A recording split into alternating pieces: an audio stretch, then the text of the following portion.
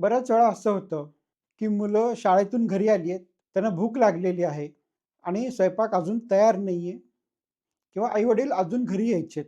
मग अशा वेळेस आपण काय करतो, की आपली सोय बघतो, कन्व्हिनियन्स आणि मग मुलाला पिझ्झाची एखादी स्लाईस दे, साखर असलेल्या सिरियलमध्ये दूध घालून दे, बिस्किट किंवा चहा दे किंवा ब्रेडला लोणी लावून सँडविच करून दे.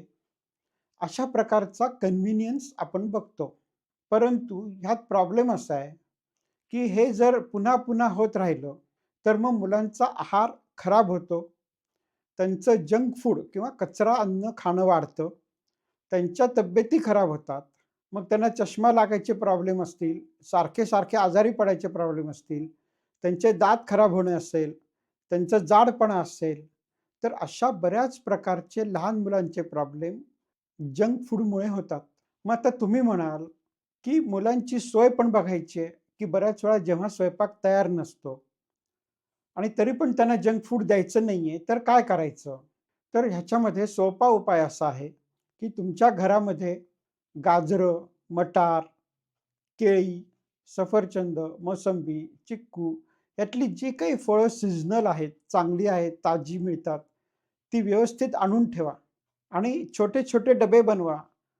ज्याच्यामध्ये काकडीच्या 4 फोडी, थोडी गाजराच्या फोडी, थोड्या सफरचंदाच्या फोडी, अशा विविध प्रकारच्या व्हरायटी एकत्र करून छोटे-छोटे डबे बनवून फ्रीजमध्ये ठेवून द्या.